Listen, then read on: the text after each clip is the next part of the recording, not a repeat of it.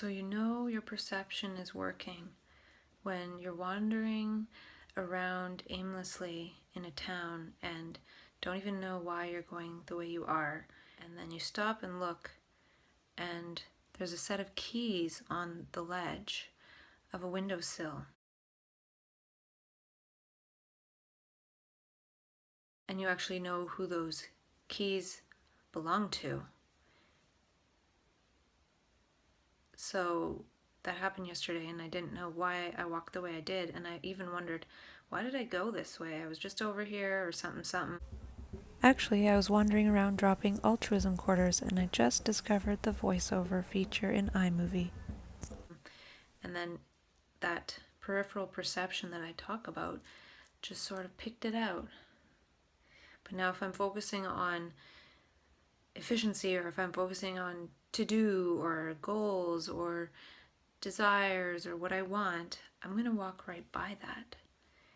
It was really interesting. And I had just put another altruism quarter on the ground, so it was kind of because I was wandering and placing an altruism quarter that I was able to find something that somebody had misplaced and maybe didn't even know that they had misplaced it yet.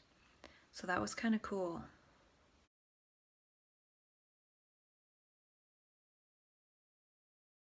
And this morning I woke up and I was kind of missing my family, and it made me remember that before I left for California, I remember just wanting to really be able to come back home and be stronger for my nieces and be a better person, to have a really positive impact on them if I can.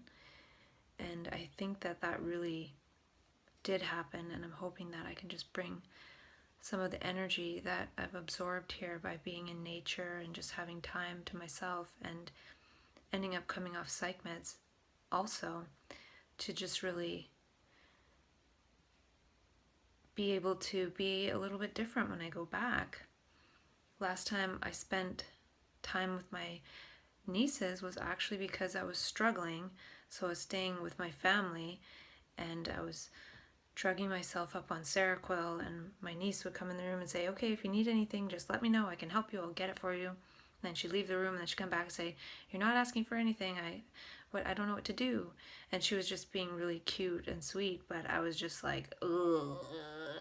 And that's not really being super anti, that's being super drugged up on psychiatric meds. So I'm just really hoping that when I go home I can be stronger for them, because when I was first in the state and then hospitalized, I remember before I was ever hospitalized saying, I have to stand up for my niece. And I literally stood up, feeling like I was dying. I stood straight up. And I thought I actually yelled out, I stand up for my niece. But I didn't. I just sort of looked around and then went to the washroom. But yeah, and then I was talking to somebody and saying that I miss my nieces, and then she was saying that she moved from California to New York just to be around her nieces and nephews, and she said she never regretted that, and just to watch them grow and to love them is such a special relationship to have. So yeah, I just was thinking about that. And yesterday I actually discovered a wearable device called Muse, and a friend of mine was talking to a naturopath that I see, and the naturopath recommended the device because it's actually an EEG headband that connects to an app that can help people learn to meditate, because it analyzes the brain waves and then can tell if one is sort of in a meditative state or is not. So I'm just wondering what the limitations of that are. And I looked it up on YouTube, and there's a guy named Cody Rawl, and he's an MD, and he has a YouTube channel called Tech for Psych.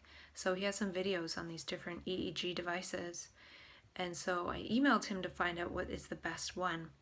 Not necessarily just for meditation, not just for relaxing and then birds are calling nicely to give biofeedback about whether the brain is in the meditative state or not, but actually if there's any of the devices that can show the brain, like show visually, show me that my brain is actually in a hyper creative state or a hyper insightful state or a flow state or whatever. Like, what is my brain doing when I'm having these insights and writing things down?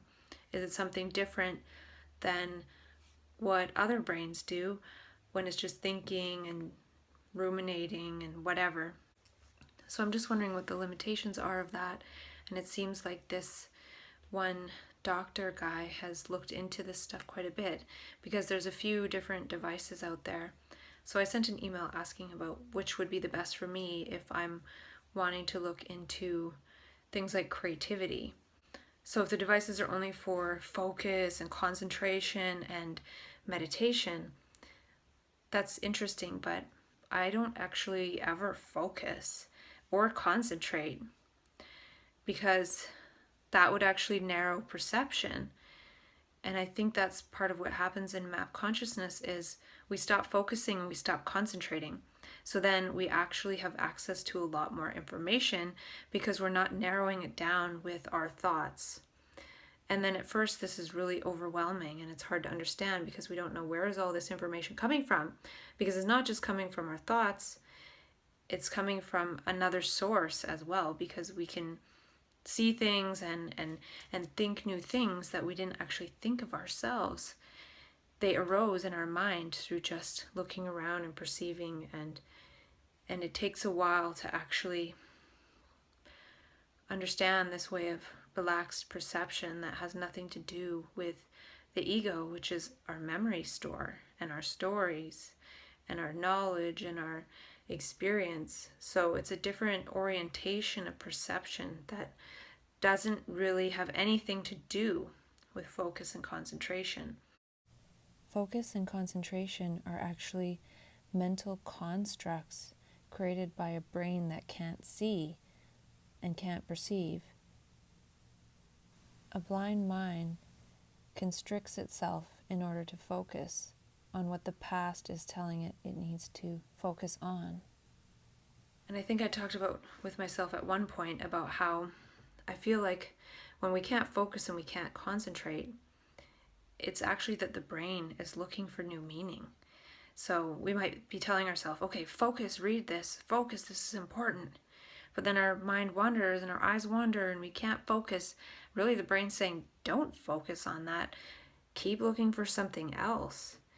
And it's not even that. It's more so we can't even see. So part of it is just looking around blindly, like groping for something to see, because we can't see because we're blinded by all our thoughts. And it's hard to read and concentrate because we're blinded by all our thoughts. So even if it was something interesting and meaningful, it's still difficult to have that information get through the mind screen to the mind screen that is clouded with all this memory and old information, this noise, this past that's getting in the way of receiving the present moment. If we could receive the present moment, there would be no need to focus or concentrate, because focusing and concentrating is actually just trying to exclude all the past intrusions. It's all the past intrusions that has nothing to do with the present moment. So if we were just in touch with that and perceiving that, there wouldn't be focusing. We wouldn't be excluding the past to try to focus on the present. The present's there, and then the past is not. It's sort of this illusion of noise. It's like static, and it is static. It's just sort of always there, getting in the way. So when that's not there, or when that only arises when completely necessary, it's just not there all the time, then there's no real reason to focus. What happens is our eyes and our perception is directed by the moment. It sort of catches our interest. So there's no focusing, there's just this moment to moment catching of interest of something new. And so that's more of what I'm interested in, not sitting there trying to focus on something meaningless that has no meaning at all. So yeah, the eyes sort of wander and the brain wanders to find meaning, because there's no meaning in all that stuff that we're trying to exclude by focusing. But trying to exclude it by focusing doesn't really work, because it's an effort, and that effort moves us away from the moment as well, because it shouldn't take effort to see the moment which is right in front of us. It's right there, it's actual, but we just can't see it through all of those illusions. So anyways, I think that training the brain to just concentrate and focus actually could just make us more susceptible to concentrating and focusing on the wrong stuff. So for example, if I'm going to school and I think I picked the wrong degree program, and in my mind and heart I can feel it, oh, I shouldn't have gone into this, I wanted to do this other program, but my parents said it wasn't smart enough, so I'm going to focus and I'm going to concentrate on that which I'm not even interested in learning. But all this past pressure and pressure of the momentum of my life and pressures people put on me is leading me to need to try to focus on this. Whereas if I was in the right field, then I wouldn't necessarily have to focus, it would just be enjoyable. So yeah, there's some differences there. So I feel like if we all learn to focus and concentrate, then when the next thing to focus and concentrate comes around, then we can focus and concentrate on it. But usually it's a magic trick of the media or marketing or whatever. It's almost like learn to focus. So when we have something to market to you that's going to trick your brain into thinking it's actually important, then you can focus on it. We're so interested in focused attention. And we're not just observing choicelessly, like Krishnamurti points to. So I see this device, this brain EEG device, as an opportunity to add a different dimension to my inquiry into understanding my brain and how it works. And I think that my brain will kind of like that. It'll find it fascinating. And I wonder what it might show. I have no idea. So I'm actually thinking that it could add another dimension into this business I might want to start. And what I did think of was how I could start the business and pretty much base it on just sharing this process of self-dialogue. So sort of like sharing information products, though I don't even want them to be products. But if I was to have a business and the plan was, oh, to help people, well, I have to find people to help. I have to actually imagine that I can help people. I have to have some kind of program. I have to have some kind of thing to sell or attract people. But really, I'm interested in being able to continue this process of self-dialogue and self-embodiment. And maybe that'll take another year or two, but sort of turning that into a business of, say, for example, oh, I'm creating a documentary. I don't know if I am. And I was even thinking about all this self-dialogue with myself could almost just be my research notes to myself, and it's not the actual thing that I want to create and share. I don't know. Because it has to move into something shareable. So creating a business with the hope of sharing something at some point would be almost like having like a research company or like a information products company, but like it's just in the development phase. So the company can be started, but I'm not sure when there would be any kind of profit. And I don't even know if it is in terms of monetary profit. It's more creating some kind of social value and increasing social capital, at least for myself, and then seeing where that goes and then sharing it when it seems like the right time. Just like people don't publish their research when they're not done yet. And to go along with that, it's not, oh, this is everything I've discovered for myself, now I want to share that so people believe it. It's not that. It's sharing the process of self-discovery so one can discover things for themselves, and then sharing maybe the ways that I did that. So sharing that I used Hearty Nutritionals to taper off psych meds, for example. And then when I get home and the new iWatch comes out, Apple Watch, getting that and monitoring my heart rate, and also having it as a safety device. So if I do get into some scary states, I can call for help. And then maybe getting one of these EEG devices and seeing what kind of information that will give me about what my brain is doing when I'm actually doing this self-dialogue. Is it creating different brainwaves? Is there a device that can tell me that when I'm writing down insights or having access to insights, and I can say, oh, I feel like I'm having an insight, it's like a download from the universe. Is there something that kind of confirms that in the brainwaves by having one of these EEG devices?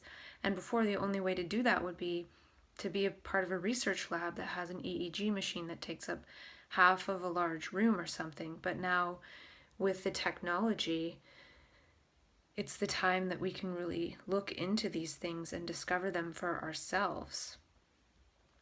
So I've got myself to the point where my mind and nervous system is clear from added pharmaceuticals, and there's probably still some residues in there, but I'm just wondering what my brain is up to and if I can use that to discover something, and we'll see.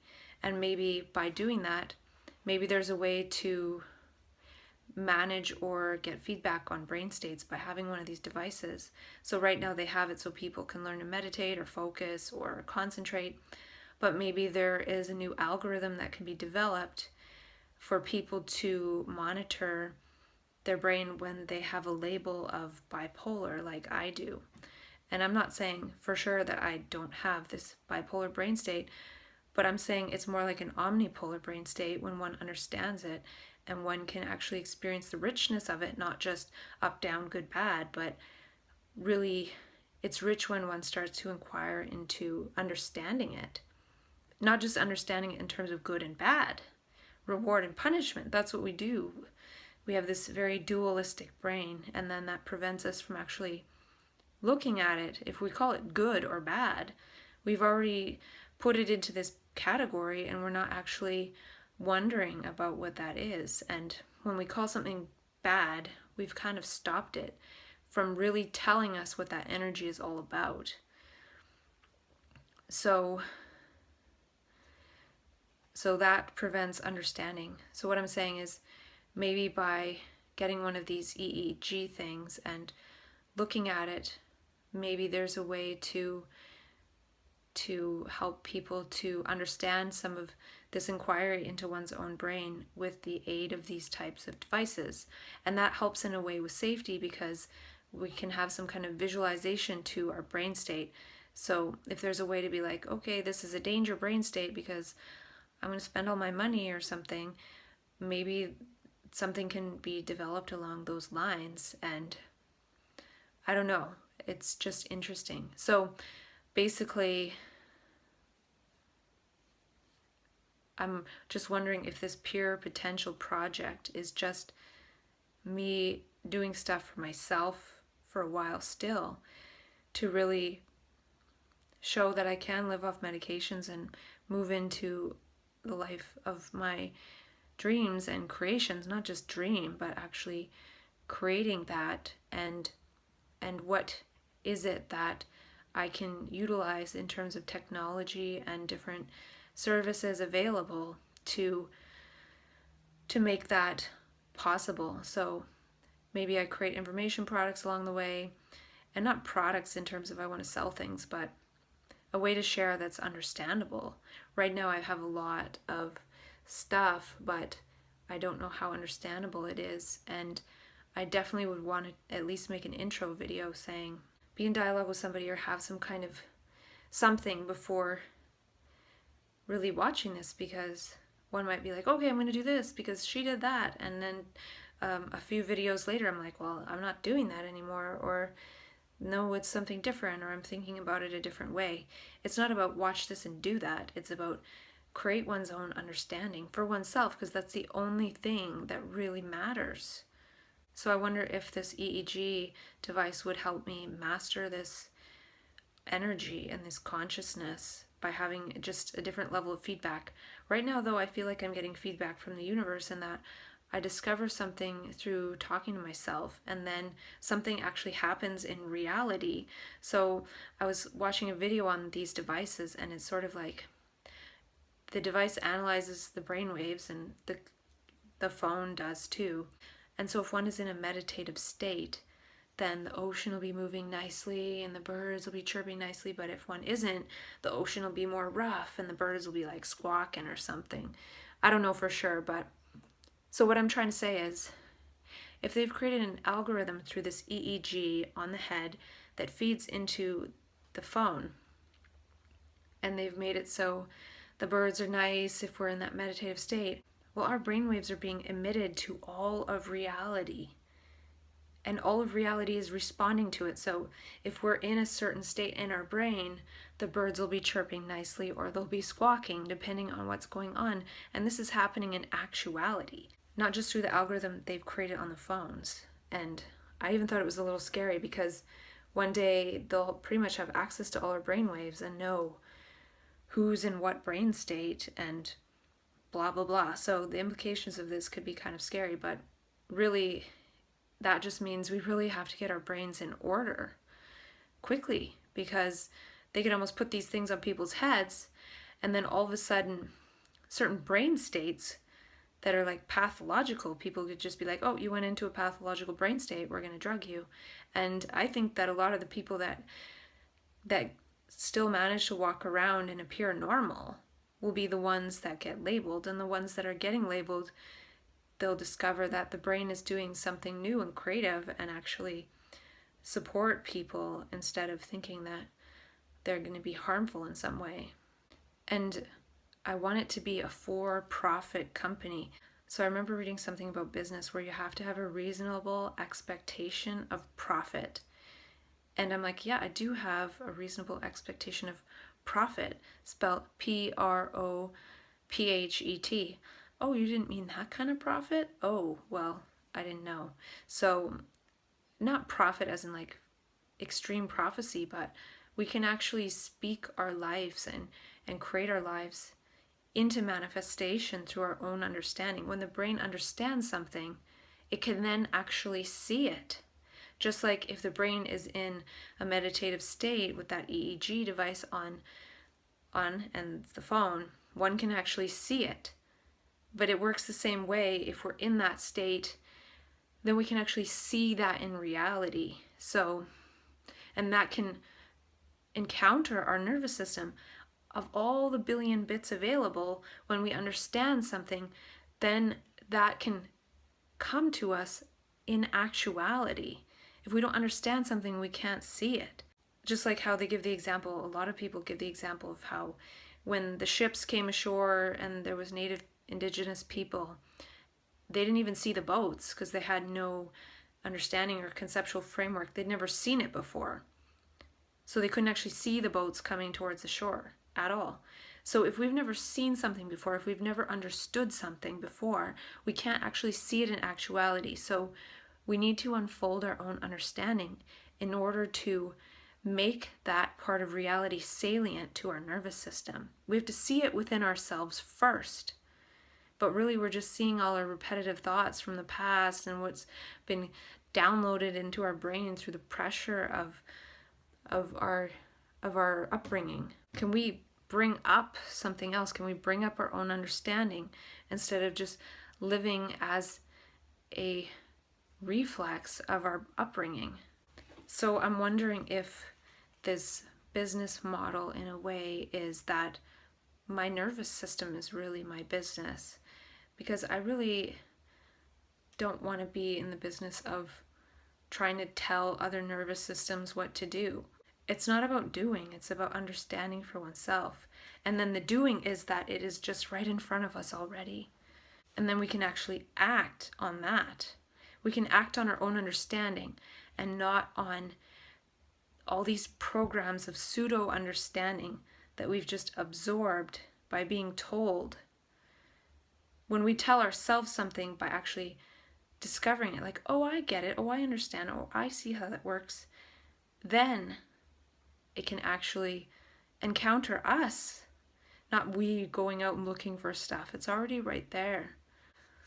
So I wonder about technology for safety and thriving, whether it's EEG for the brain or infrared saunas to detox off medications, or nutritional technologies such as Hardy Nutritionals and really just keep going with doing that with myself. So it's kind of like a research company. And I actually feel like years and years ago I wanted to start a research company, and I've never thought of it in terms of a research company.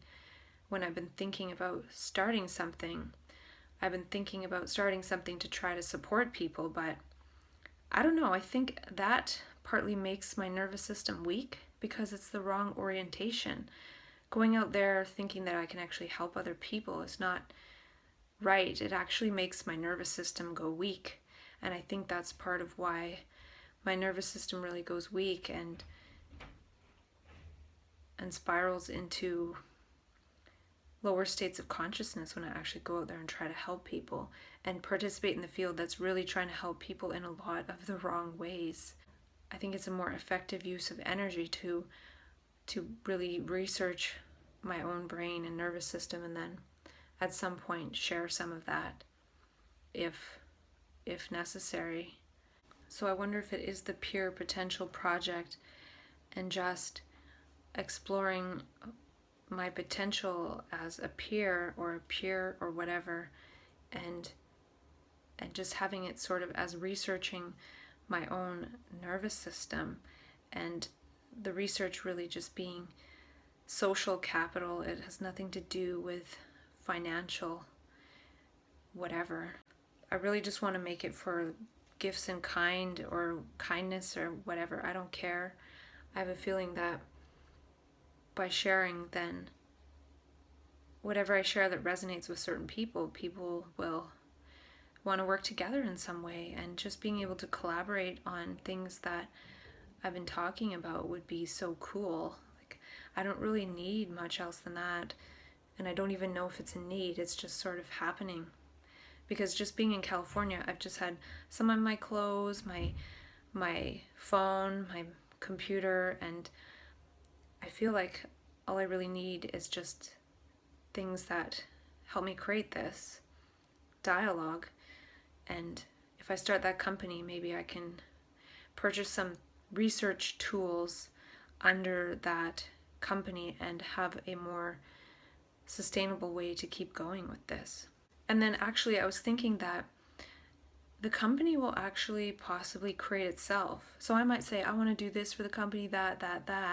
But if I just start it off as I'm researching the potential of my nervous system after being on medications for 6 years and then coming off of them and then starting to explore, wondering about what the brain is doing as having this type of consciousness, omnipolar consciousness, and seeing if one can create in alignment with what the brain was trying to do before it was ever labeled and medicated, and what that leads to. And then by sharing that research, people might want to collaborate and participate in this type of research. And somebody actually, I read this article and I think I mentioned it, they called it search, not research, because I'm not actually going back to old data, I'm just discovering things for myself.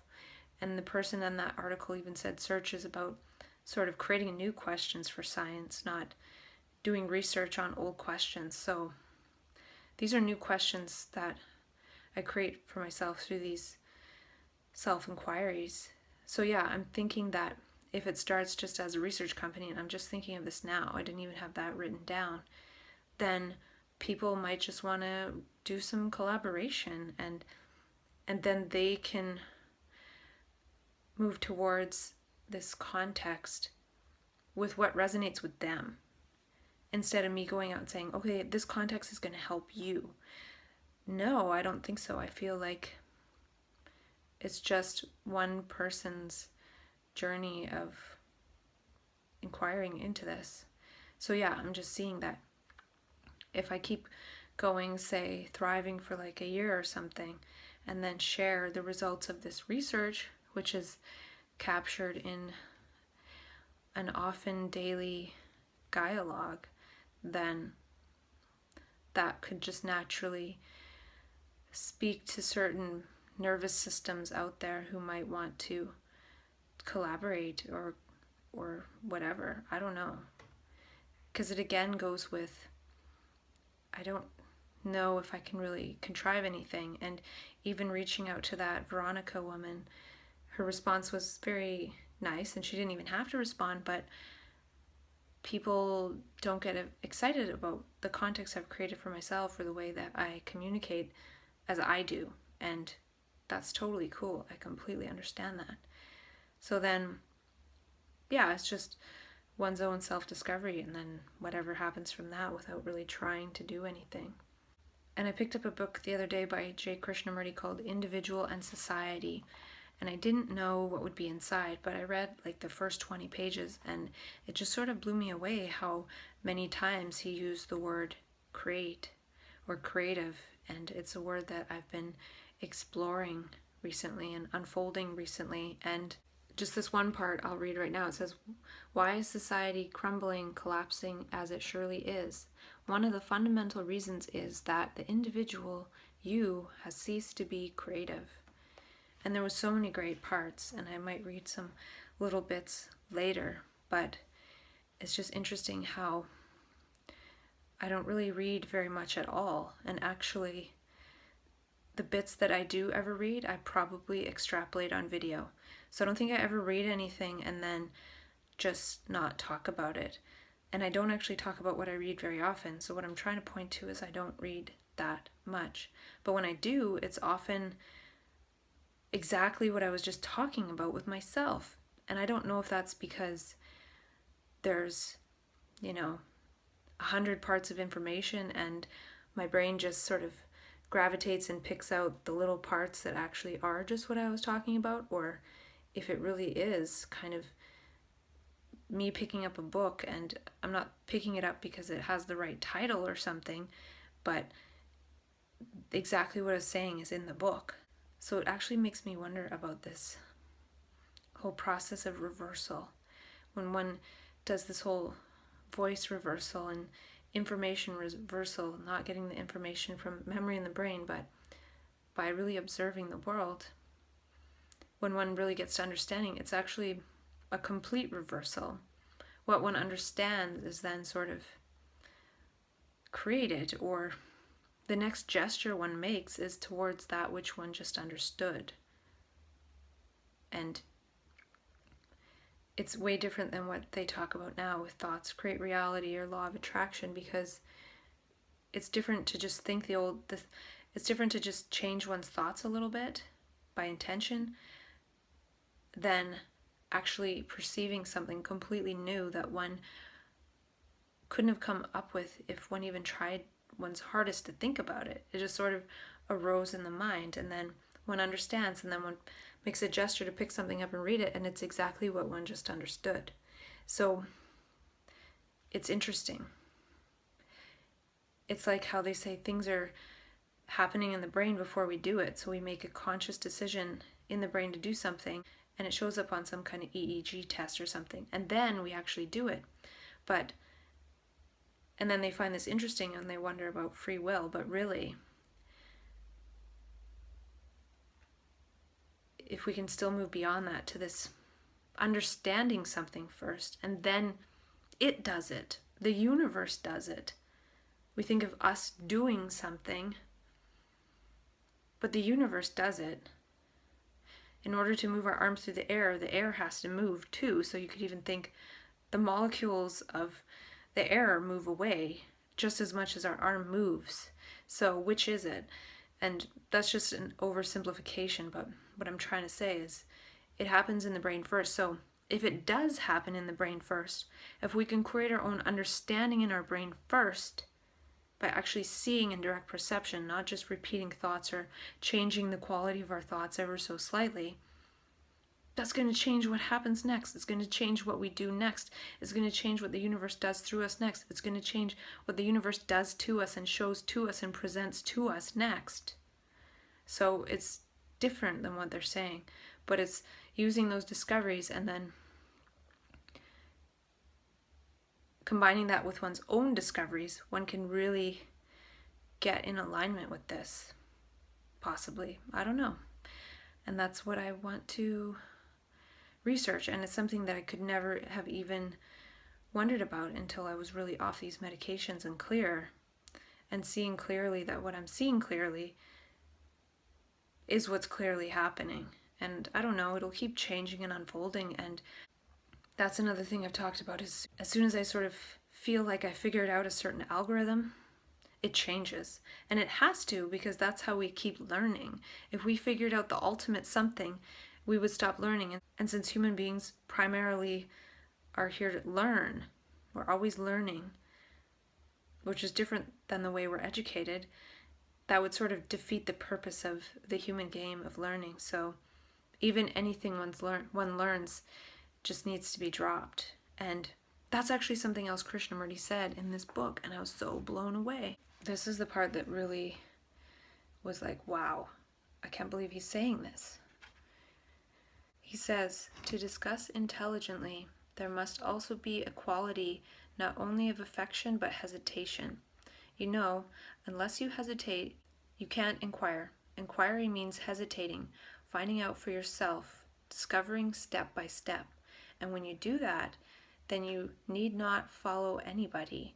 You need not ask for correction or for confirmation of your discovery.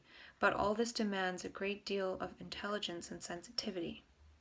By saying that, I hope I have not stopped you from asking questions. You know, this is like talking things over as two friends. We are neither asserting nor seeking to dominate each other, but each is talking easily, affably, in an atmosphere of friendly companionship, trying to discover. And in that state of mind we do discover, but I assure you, what we discover has very little importance. The important thing is to discover, and after discovering, to keep going. It is detrimental to stay with what you have discovered, for then your mind is closed, finished. But if you die to what you have discovered, the moment you have discovered it, then you can flow like the stream, like a river that has an abundance of water. And he said that August 1st, 1965, in Sonnen, the 10th public talk, and that was from the Collected Works, volume 15, page 245, and it's also in Individual and Society. So I just really was amazed by that, because I've talked about that a lot, how even if I feel like I have an insight that seems profound, just drop it. And saying that during this process is one thing, but it's difficult to do in the state of heightened states of consciousness where one feels like one just had the most profound insight. And then if we keep going with it, we get lost because we've actually attached the ego accumulative structure to this non-linear insight. So we make it linear, and with how powerful the brain is in that state, it can create all kinds of stories around that. So it's about the discovery and not turning the discovery into a story. So yeah, this video is getting kind of long. Maybe I'll try to divide it up into 2 bits so it doesn't get stuck in the cloud. But I just thought that was really interesting. So I felt really excited yesterday about this EEG device, and then I sort of relaxed and was like, okay, good to know, just add it to the possibilities when I go back home, once I get things sort of back in order and settle in, and just figure out how I want to create this business of some kind, not really as some kind of profit thing, but just as a kind of structure of sharing that people actually understand.